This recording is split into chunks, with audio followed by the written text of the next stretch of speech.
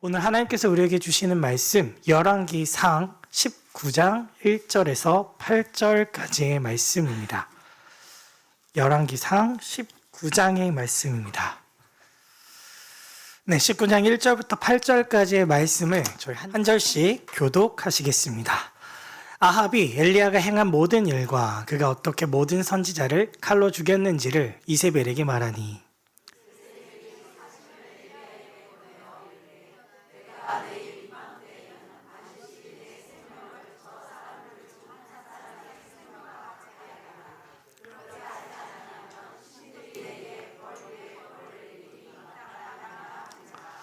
그가 이 형편을 보고 일어나 자기의 생명을 위해 도망하여 유다에 속한 브엘세바에 이르러 자기 사원을 그곳에 머물게 하고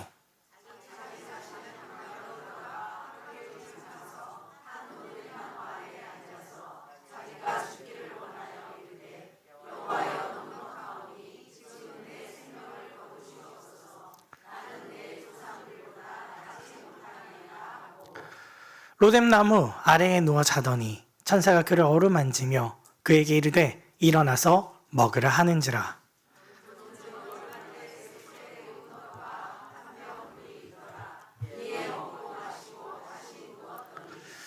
여호와의 천사가 또다시 와서 어루만지며 이르되 일어나 먹으라. 내가 갈 길을 다 가지 못할까 하노라 하는지라. 40주 40야를 가서 하나님의 산 호렙에 이르니라. 아멘. 우리 한 같이 외쳐볼까요? 주의 말씀은 내 발의 등이요 내 길의 빛이니이다. 내 길의 빛이니이다. 아멘. 네, 사랑하는 성도님들, 저희 설교를 오늘 준비하면서 오늘 엘리야라는 인물을 다뤄보려고 합니다. 오늘 말씀을 준비하면서 제 기억 속에 있던 제가 아주 존경하던 한 명의 목사님을 생각했습니다. 제가 신학생, 이제 꼬꼬마 신학생이던 시절에 마치 저한테 정말 불가능한 게 없는 것 같은 목사님이 한 분 계셨습니다. 진짜 막 사자가 포효하는 것 같이 설교문도 안 들고 올라가세요. 딱 요만한 포스트잇 한 장 들고 설교단에 늘 올라가셨는데 그분이 말씀을 선포하실 때마다 온 마음이 뒤집히는 것 같은 정말 진짜 정말 존경하던 선교도 한번 같이 갔었는데 말이 통하든 안 통하든 그분 앞에선 다들 기도하는 놀라운 이적도 봤었습니다. 근데 그분의 이 아주 낡은 구두, 남자 구두는 잘 안 떨어지거든요. 그럼에도 불구하고 그 떨어진 구두를 볼 때마다 나도 저런 목사님, 혹시 제가 사역을 앞으로, 그때는 아직 아니었으니까요, 목사가 된다면 저런 목사님이 참 되고 싶다. 참 저분만한 사역자가 없는 것 같다 라고 굉장히 존경하던 분이었습니다. 그런데 어느 날 믿을 수 없는 소식을 하나 들었습니다. 그토록 강인해 보이던 목사님께서 사역을 다 그만두고 호련히 사라지셨다라는 겁니다. 몸에 병이 난 것도 아니었습니다. 그냥 정말로 갑자기 증발하듯이 사라지셨습니다. 나중에 들은 소식은 너무나도 충격적이라서 제 가슴을 먹먹하게 했습니다. 강단에 서는 게 무섭다. 이제 숨을 쉬는 것도 버겁다. 내 안에 뭐 다 타버려서 쟤만 남은 것 같다 라고 이야기를 하시더라고요.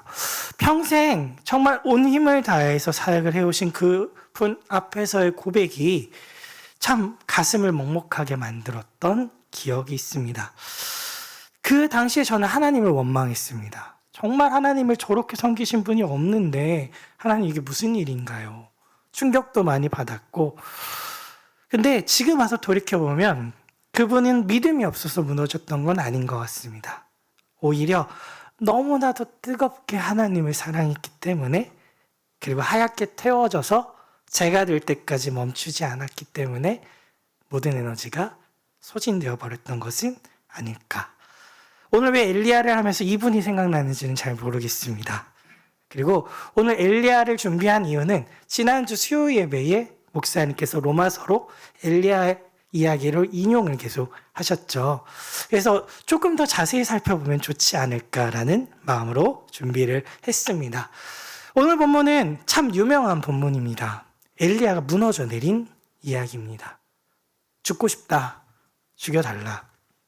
근데 그 이유를 알려면 먼저 며칠 전으로 돌아가야 합니다. 갈멜살 꼭대기라는 장소가 있었습니다. 우리 교회 학교 다니는 친구들이 아주 자주 1년에 한 번씩 꼭 듣는 말씀이 있습니다. 이방의 선지자들과 대결을 해서 걔들은 불이 안 내리고 어떻게 되죠? 엘리야 기도하자 놀라운 이적이 내리라고 비가 내리는.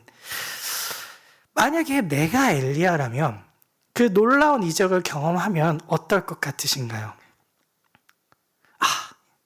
이제 됐다 생각하지 않을까요? 이러만큼 놀라운 이적이 일어났다면 내가 기도했던 하늘에 불이 내리고 내가 기도했던 백성들이 뒤집히고 우상숭배했던 애들도 다 죽어나가고 헛된 망상이 아니라 어쩌면 엘리야라는 선지자가 가지고 있던 믿음의 확신일 거라는 겁니다.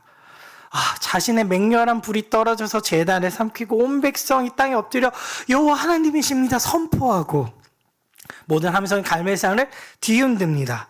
3년 반 동안 메말랐던 하늘이 열리고 장대비가 쏟아지고 그 빗속을 뚫고 어쩌면 엘리야의 심장은 그 누구보다 터질 듯 뛰지 않았을까요? 얼마나 통쾌했을까요? 이제 온 세상이 하나님을 믿는다 생각하지 않았을까요? 그런데 딱 18장에서 19장으로 넘어갑니다. 승리의 밤이 지나고 또 하루가 찾아옵니다. 19장의 아침이 밝았을 때 마주한 현실은 어땠을까요? 그 놀라운 이적을 경험했습니다. 와, 이제 하나님 위대하신 걸 온 세상이 알았을까요? 모르죠. 소름 끼치도록 아무것도 변하지 않았습니다. 아합은 여전히 그 당시 가장 악한 왕이었던 아합은 여전히 악한 왕이었습니다. 심지어 악녀 이세벨은 회개하기는커녕 내가 반드시 저 엘리야를 잡아 죽이겠다 현상수배까지 합니다. 도끼를 품고 날뛰는 겁니다. 불이 떨어지고 기적이 일어나고 모든 사람들이 여호와 하나님의 놀라움을 선포했는데 세상은 단 하나도 변하지 않았습니다. 바로 이 지점 때문이지 않을까요? 엘리야의 영혼이 무너져 내린 건 정말 엘리야라는 사람이 이 세상에 살아가면서 그것보다 더 놀라운 이적을 경험할 수 있을까요? 자기가 경험할 수 있었던 모든 것, 자신의 기대를 넘어서는 그 무언가를 경험하고 머릿속에는 생각이 있지 않았을까요? 내 각본대로라면 지금쯤 이제 아합도 왕위에서 쫓겨나고 이세벨도 회개하고 아니면 죽던지 말이지요. 하나님의 놀라운 말씀이 임하셨으니 뭐가 있어야 되죠? 기적이 어떻게? 한 번이 아니라 계속 끝없이 연속적으로 당연하게 있어야 된다 생각하지 않았을까요? 그 놀라운 하나님의 이적을 봤는데 현실은 뭐죠? 현상수배범입니다. 도망자라는 겁니다. 어쩌면 우리가 신앙생활을 하다 지치는 이유도 이렇지 않을까 싶습니다. 내가 이만큼 기도했는데, 내가 이만큼 헌신했는데, 내가 이만큼 교회를 오래 다녔는데 생각보다 현실은 변하지 않는다는 겁니다. 깊은 배신감에 어쩌면 차라리 불이 안 내렸으면 좋았을 텐데, 어쩌면 하나님의 놀라운 무언가를 경험하지 못했으면 기대는 안 했을 것 같은데, 그 공허함이라는 게 사람을 참 힘들게 한다는 겁니다. 엘리야의 고백이 있습니다. 엘리야는 하나님께 항변합니다. 이스라엘 백성이 다 주의 언약을 버렸다고 이야기를 합니다.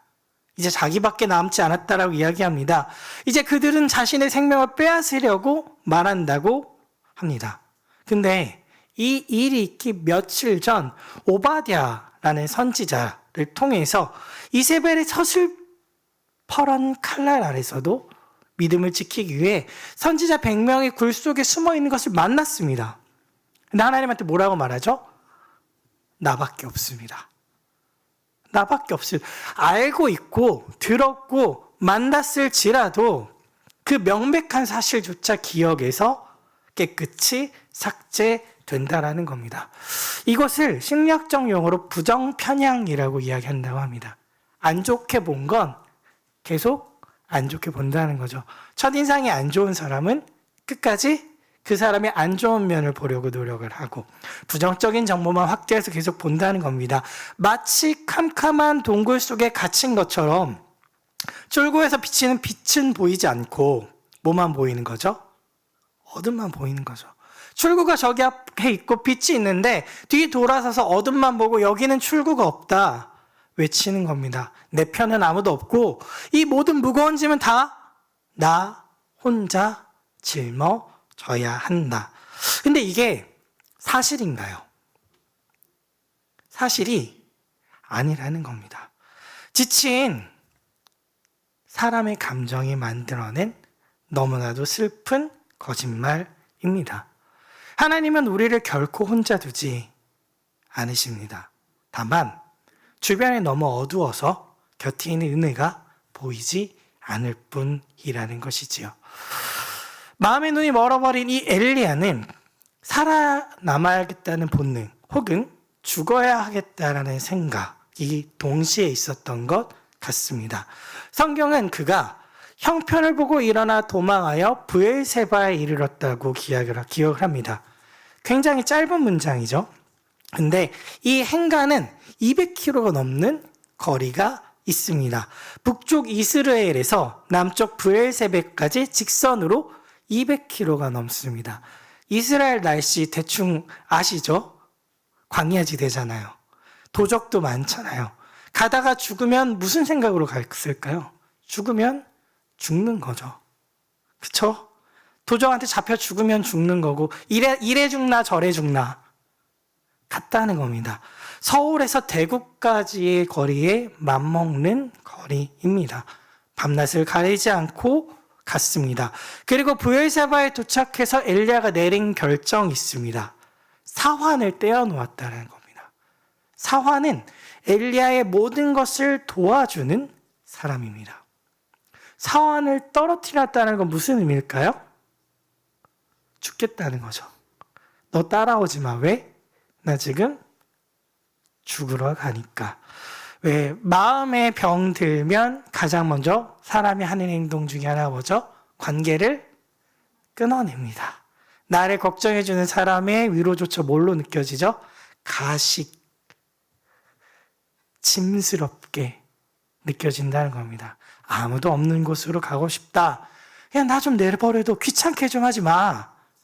엘리야는 지금 살기 위해 도망치려고 하지만 한편으로는 어떻게 계속 가고 있는 겁니까? 죽으러 가고 있는 겁니다. 이 브엘세바에서 멈추지 않고 하루를 더 비틀거리며 걸어 들어간 엘리야는 마침내 한계에 도달합니다. 그 앞에 로뎀나무 한 그루가 보입니다.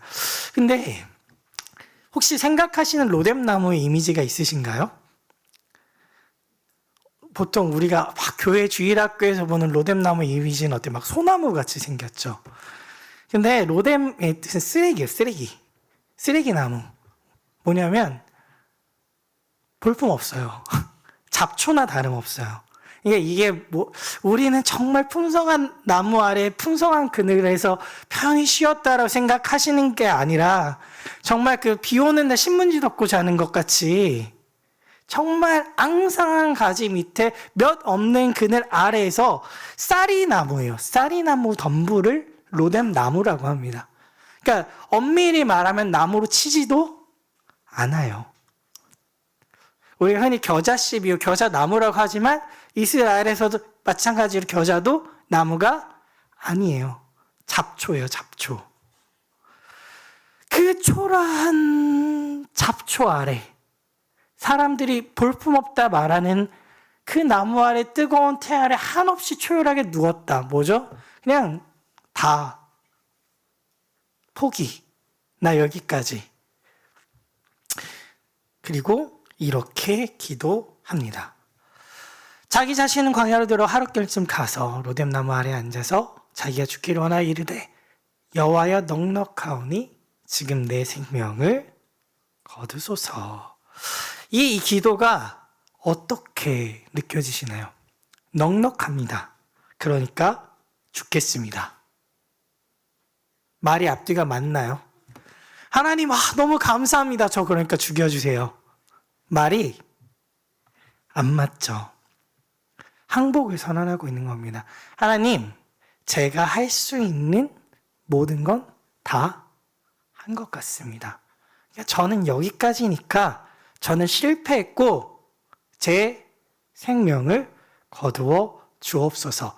그 다음 말이 나는 내 조상들보다 낫지 못하나이다 하고 뭐죠? 난 더 나을 게 없는 사람이었습니다. 난 놀라운 이적도 일으키고 이길 수도 있을 것 같고 다 할 수 있을 줄 알았는데 그냥 저도 똑같은 한 명의 사람이었습니다. 여기까지니 죽여주세요. 근데 이 말이 정말 죽여달라는 말로 들리시나요? 그러시면 큰일 남죠. 살려달라는 말입니다. 이렇게 죽여달라고 진짜 죽이면 큰일 남죠. 사람을 어떻게든 죽이면 안 되지만 무슨 말이나요? 우울증에 걸린 사람은 다잉 메시지를 보내죠. 꼭 한강에 뛰어내리는 사람은 꼭 신발을 가지런히 정리하죠. 살려달라는 말이잖아요. 겉으로는 죽여달라는 말이지만 하나님, 제가 꿈꾸던 이상과 기적과 더 나은 것들이 있는데 뭐죠? 더 못하겠습니다. 힘들어요. 저 좀 살려주세요. 가장 신뢰하는 하나님께서 하나님, 저 진짜 못하겠습니다. 솔직한 항복을 선언하고 있다는 겁니다. 그러면 만약에 예시를 한 가지 들어보겠습니다. 정말 헌신적으로 교회를 섬기시던 누군가가 계시다고 해봅시다. 그분이 나 이제 더 이상 못하겠어, 힘들어, 나 좀 쉴래 하면은 어떻게 위로하시겠습니까?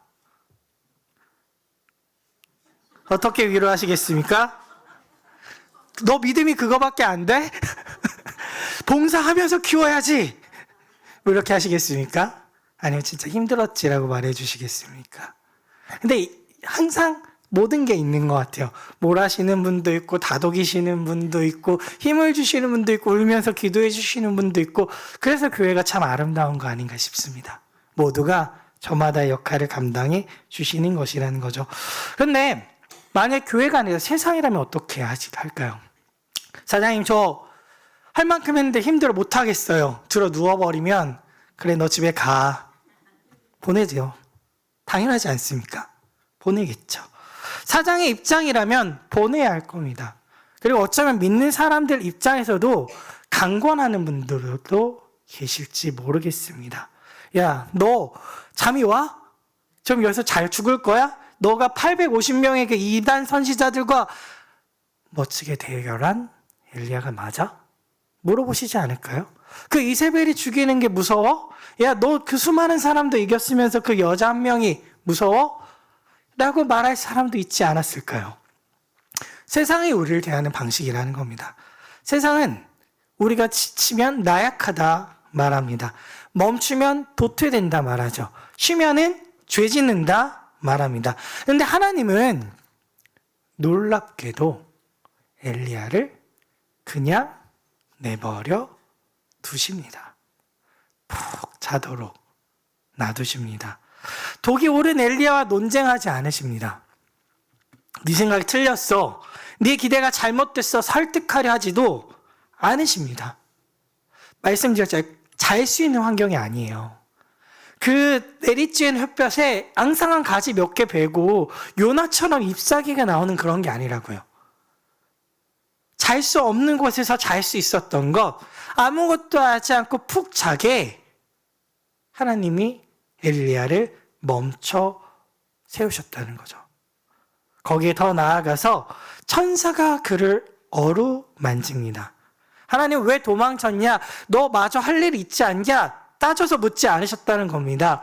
펄펄 끓는 어머니가 자식의 이마를 짚어주듯 100마디의 옳은 말보다 진심을 담은 한 번의 만짐이 있었습니다.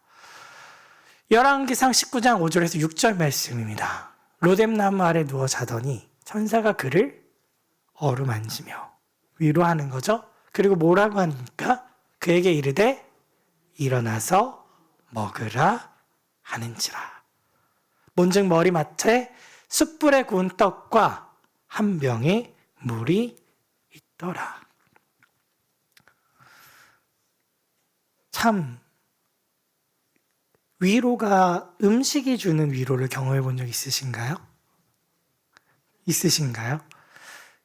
참 저도 참 지금은 그때 부모님한테 또 잘해야지 하면서 원래대로 돌아가는 게 자식의 습성이지만 군대에서 첫 휴가가 잘렸었어요. 휴가를 굉장히 오랜만에 나왔거든요. 그때 좀 뭔가 안 좋은 정세가 있어서 가능하면 안 자른다는 첫 휴가가 잘렸어요. 아주 길게 한 4달 반, 5달이 지나서 집에 와서 어머니가 밥을 차려주시는데 그 밥이 그렇게 뭉클하고 눈물이 나더라고요. 그냥 아무렇지 않게 왔어 하면서 밥을 차려주시는데 나중에 알고 보니까 어머니 그날 출근하셔야 되는 날인데 휴가를 내고 밥을 차려주셨더라고요.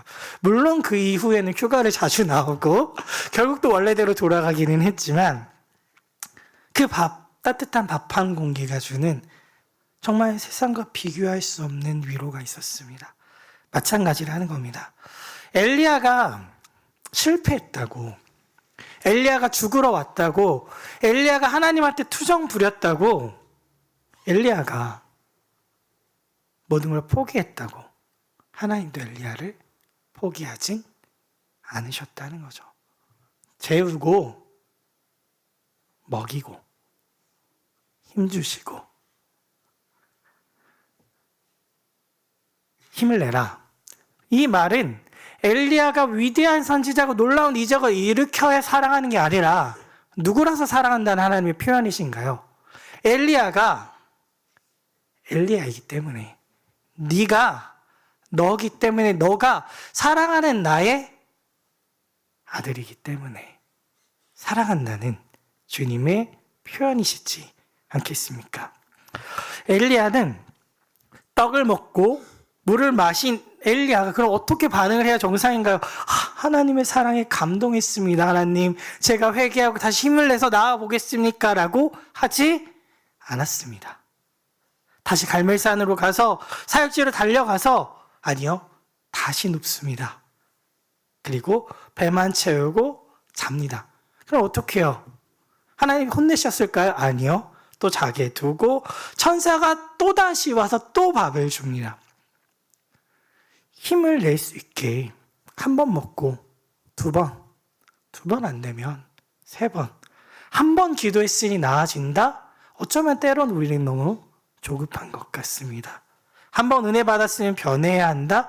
자기 자신에게 대해서도 냉철합니다. 하지만 하나님은 아신다는 거죠. 깊이 상처 입은 영혼이 회복되는 데는 충분하고 오랜 시간이 필요합니다. 하나님은 우리를 닥달하지 않으십니다. 때로는 기도가 나오지 않으면 예배당에 나와서 주무셔도 됩니다. 찬양할 힘이 없으면 그냥 앉아만 계셔도 됩니다. 항상 그러라는 건 아니지만요. 하나님은 우리가 다시 일어날 힘을 얻을 때까지 끊임없이 기다려주시는 분이라는 겁니다. 마침내 엘리야가 일어나서 8절에 보면 그 음식물의 힘을 의지하여 40일 밤낮을 걸어 하나님의 산 호렙으로 갑니다. 여기서 아주 중요한 질문이 있습니다. 왜 호렙산으로 갔을까요? 밥 먹고 힘나서 운동하러 간 건 아닐 거잖아요. 40일 동안 갔는데요. 자, 엘리야의 호렙산이 무엇이냐면 신의 산이라고도 합니다. 이렇게 하면 조금 와닿으실까요? 신의 산은 뭐가 있었던 곳이죠? 하나님의 십계명, 말씀을 받았던 곳입니다. 왜 하나님의 말씀을 받았던 곳으로 갈까요? 따지러 가는 거죠. 따지러 가는 거죠. 이제 먹고 힘이 나니까 기운을 차니까 죽으려고 했더니 죽지도 못하게 하시네. 그러면 어디 한번 해봅시다. 하나님, 저 하나님한테 할 말 맞습니다. 하나님 밥 주셔서 몸은 좀 살 것 같습니다. 근데 제 질문은 아직 끝나지 않았습니다. 왜 아합은 살아있나요? 왜 이세벨은 여전히 저렇게 기세등등한가요? 왜 아기는 살아있고 저만 이렇게 비참하게 살아야 하나요? 라는 질문에 대해서는 아직 답을 얻지 못했다는 겁니다. 엘리야는 가슴에 사직서를 품고 하나님을 대변하기 위해, 하나님과 대면하여 질문하기 위해 나아갑니다. 하나님도 그를 호렙산까지 부르시고 40일을 걸어서 자신의 기대와 하나님의 현실이 충돌하는 그 호렙산에 도착을 한 겁니다. 그 호렙산에서 엘리야는 동굴 깊은 곳에 자리를 잡았습니다. 하나님이 물어보십니다. 엘리야야, 네가 어찌하여 여기 있느냐? 안부 인사 같으신가요? 너 여기서 뭐하니? 아니죠. 네가 정말 이 자리에 와서까지 나에게 물어야 할 너의 가슴의 응어리가 무엇이냐? 묻고 계시는 겁니다. 그래서 엘리야가 기다렸다는 듯이 쏟아낸 대답이 있습니다. 바로 10절의 말씀입니다. 내가 만군의 하나님 여호와께 열심히 유별하오나 오직 나만 남았거늘 그들이 내 생명을 찾아 빼앗으려 하나이다. 기운은 차렸지만 아직 마음속에 있는 사람들이 날 죽이려고 하는 이 현실을 받아들이지 못하는 건 똑같은 겁니다. 납득되지 않는 겁니다. 하소연이 아니죠. 하나님한테 따지는 겁니다. 그냥 하소연의 수준이 아니야. 하나님, 제 생각에는 제가 이만큼 열심을 다했으면 좋을 놀라운 승리와 기적이 있어야 하지 않겠습니까? 그 정도 불이 내렸으면 세상이 뒤집어졌어야 된다는 초창기 엘리야가 지쳤던 그 이유는 그대로 남아 있었다라는 것이죠. 하나님이 일하지 않으신 것 아닌가요? 하나님께 따지고 있는 겁니다. 하나님은 엘리야를 동굴 밖으로 불러내셨습니다. 그리고 엘리야에게 보여주십니다. 먼저 크고 강한 바람이 산을 가르고 바위를 부숩니다. 근데 빨간색 글씨가 보이실까요? 같이 읽어볼까요? 바람 가운데에 여호와께서 계시지 아니하며. 네, 여기까지만. 네, 막 놀라운 적이 빵 하고 보입니다. 근데 누가 없어요? 하나님이 없어요. 바람 후에 지진이 막 납니다. 근데 빨간색 글씨 한 번 더 읽어볼까요? 지진 가운데에도 여호와께서 계시지 아니하며. 놀라운 지진이면 우리 막 하나님이 막 땅을 잡고 흔드셨다 막 놀랍다 할 수 있는데 누가 없습니까? 하나님이 없습니다. 12절 말씀입니다. 또 지진 후에 불이 있으나 막 지진하는데 불이 또 막 활활 타오릅니다. 근데 뭐라고요?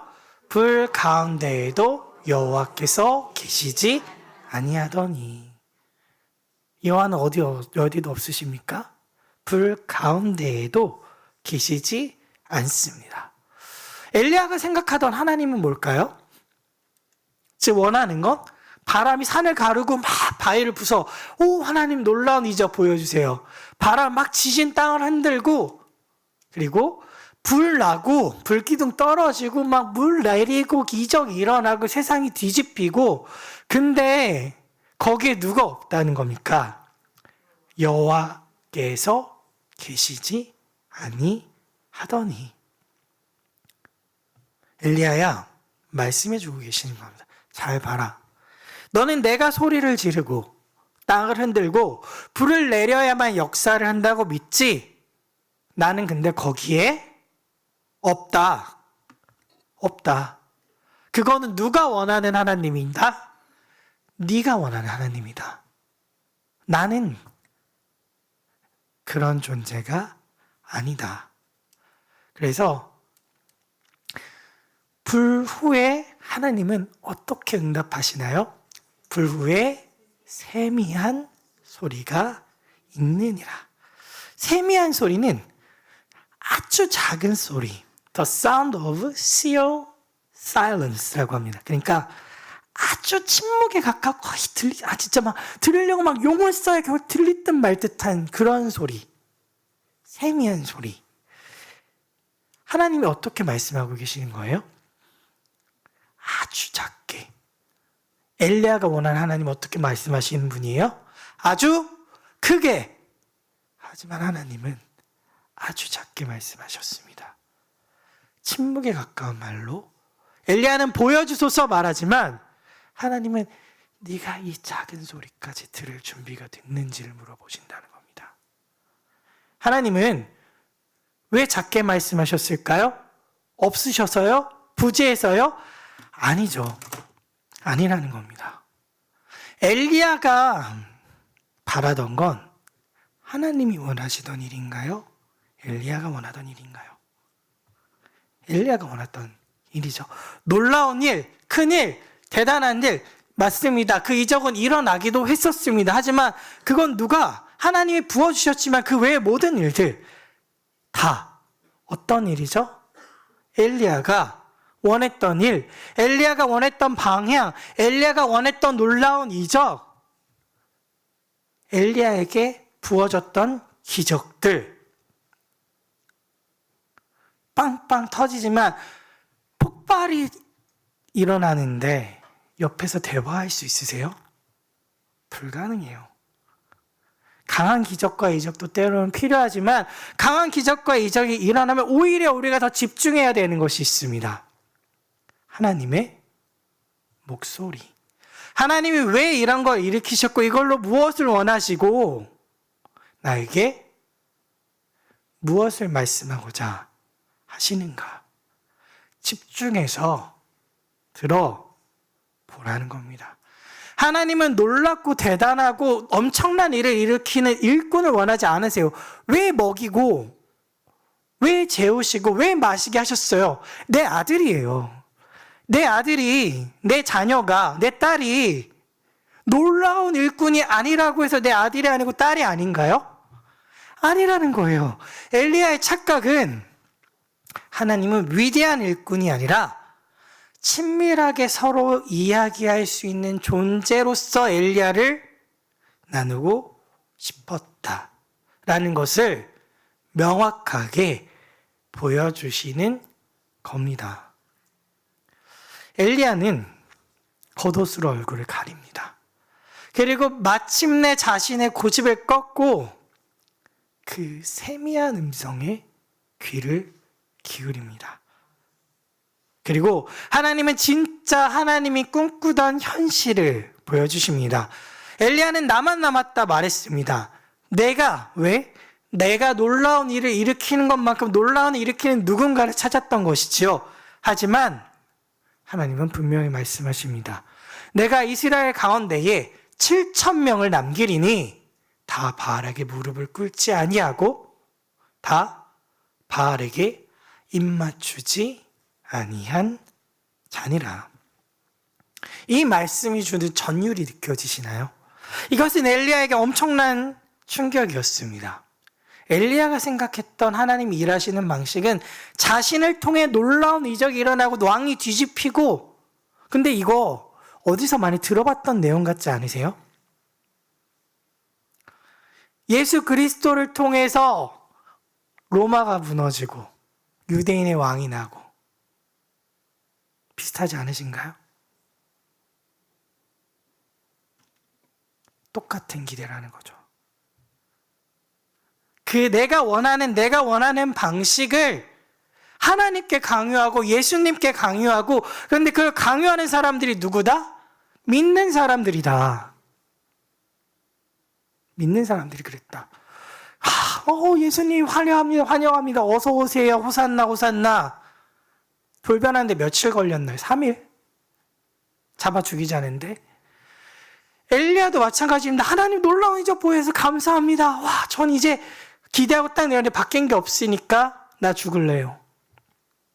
뭐가 다르냐는 겁니다. 뭐가 다르죠?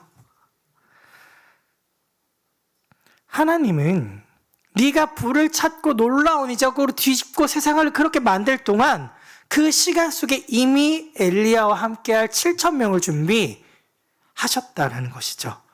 하나님의 부재가 아닙니다. 하나님은 치열하게 일하고 계신데 우리는 그 세미한 음성을 애써 무시하고 있고 편향된 시각으로 내가 원하는 방식으로 내가 하고자 하는 대로 일해야만 하는 하나님을 강제하고 있는 건 아니라는 겁니다. 하나님은 내가 상상조차 하지 못했던 방식으로 일하십니다. 예수 그리스도께서 십자가에 달리셨듯 우리가 세미한 음성에 집중하지 못한다면 우리는 또다시 예수님을 십자가에 매다는 그 군중 중에 한 명과 똑같은 자리에 서 있을지도 모른다라는 것이지요. 사랑하는 성도님들, 우리는 지치고 힘듭니다. 맞습니다. 세상은 우리에게 끊임없이 달릴 것을 요구합니다. 그리고 때로는 정말로 힘들 수도 있습니다. 하지만 어쩌면 하나님은 내 기도에 이렇게 응답하셔야 해. 하나님은 내 인생 이 타이밍에 이렇게 풀려가야 한다는 내가 하나님을 조정하고자 하는 나의 잣대를 하나님께 들이밀고 그것을 치우고 넘어서지 못한 채 이거 아니면 죽음을 주세요라고 하나님께 말하고 있는 것은 아닐까요? 하나님은 호렙산으로 찾아온 엘리야에게도 말씀하십니다.